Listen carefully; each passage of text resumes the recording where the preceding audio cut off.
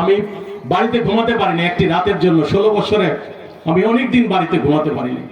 অনেক সময় আত্মগোপনে থাকতে হয়েছে আমাকে। আমি ঠিক মতন কোনো আত্মীয় স্বজন খোঁজ খবর নিতে পারি নাই।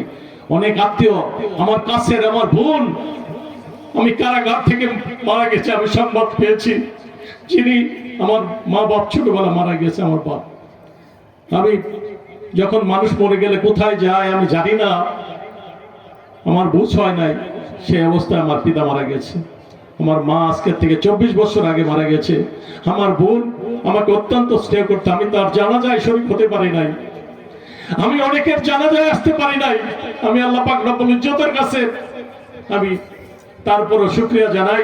আল্লাহ পাক রব্বুল ইজ্জত, তুমি তো সবকিছু ফয়সালার মালিক, যার জন্য আজকে সম্মান দেওয়ার মালিকও আল্লাহ, সম্মান রাখার মালিক আল্লাহ। জুলুম করতে করতে করতে করতে একটা পর্যায়ে যায় জুলুমের শেষ ঘটায় আল্লাহ। নমরুদ, কারিমুন, এগুলি যারা জুলুম করছে আপনারা দেখেছেন, তারাও টিকে নাই। আজকে এই জুলুমকারীর অবস্থা কি আমি বর্ণনা করতে চাই না, আমি সেদিকে যাব না। আমরা তারপরও 5ই আগস্ট যে সমস্ত শহীদের রক্তের মাধ্যমে, বৈষম্য বিরোধী কোঠা আন্দোলনের মাধ্যমে এক দফা দাবির আদায়ের লক্ষ্যে অনেক ভাইরা রক্ত দিয়েছেন। অনেক ছাত্র ভাইরা, শ্রমিক ভাইরা, অনেক শিশু, মায়ের কোলে শিশু আত্মহত্যা দিয়েছে। তাদের আত্মার প্রতি শ্রদ্ধা নিবেদন করি। 71 স্বাধীনতার সংগ্রামে যারা আত্মহত্যা দিয়েছেন, 30 লক্ষ মা বোন, 30 লক্ষ রক্তের বিনিময়ে শহীদ হয়েছে, বাংলাদেশ স্বাধীন হয়েছে, তাদের আত্মার প্রতি শ্রদ্ধা নিবেদন করি।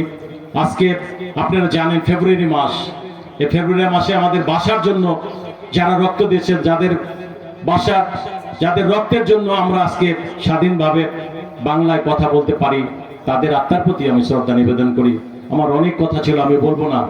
আমরা ওয়াজ মাহফিলে এগুলি রাজনীতি কোনো বক্তব্য রাখা ঠিক না। আমি শুধু আমার আবেগ থেকে, আমার বিবেক থেকে আমি কিছু বললাম, যেটা না বললেই নয়। যার জন্য এতগুলি মামলা হয়েছে। আমি আমার পাসপোর্টটা পর্যন্ত পাই নাই। আমার পাসপোর্ট রিনিউ করতে গেছে, আবার নতুন করে আমি পাসপোর্ট 2টা জমা দিয়েছি। আমার স্ত্রী এবং আমার 2টা, আমার স্ত্রীরটা পাওয়া গেছে। আমার জানা অগণিত মামলা আমার ইয়ের মধ্যে লিখে দিয়েছে। আমি জানতে চাইছি অফিসে যে আমার পাসপোর্টটা কেন পেলাম। আমি আবার মন তো চাঁদে, মন তো টানে যে আবার আমরা মক্কা শরীফ তপ করি এবং হযরত রাসূলুল্লাহ সাল্লামের রওজা মোবারক আবার সালাম দেই। আমার মন তো টানে, আমার অন্তর টানে। আমি আবার যেতে চাই, আমি পারি নাই। দীর্ঘদিন এই হজ করার পরে আর পারি নাই যাওয়ার জন্য, মন তো টানে, আমি যেতে পারি নাই, এখনো পাই নাই। আমাদের মামলা শেষ হয় নাই, কিন্তু এই 12 ফেব্রুয়ারি সরকার ঘোষণা দিচ্ছে, যদি পাই আপনাদের দোয়া করবেন যেন আপনাদের দোয়ার বরকতে আমি আমার পাসপোর্টটা ফেরত পাই, আমি আবারও উমরা হজে যেতে পারি আমার পরিবার সহ। আমি সকলের কাছে দোয়া চাই। আমি খাদেম হিসাবে, আমি 13 নম্বর ওয়ার্ডে যেতে আপনাদের খাদেম, আমি কোনো প্রশাসনিক লোক না, আমি কোনো বড় কিছু হতে চাই না। আমি খাদেম হিসাবে আমি আজীবন যেন আমার বাকি জীবন মানুষের খেদমতে কাজ করতে পারি, আমার জীবন উৎসর্গ করতে পারি। সেজন্য আপনাদের দোয়া চাই, আপনাদের সহযোগিতা চাই।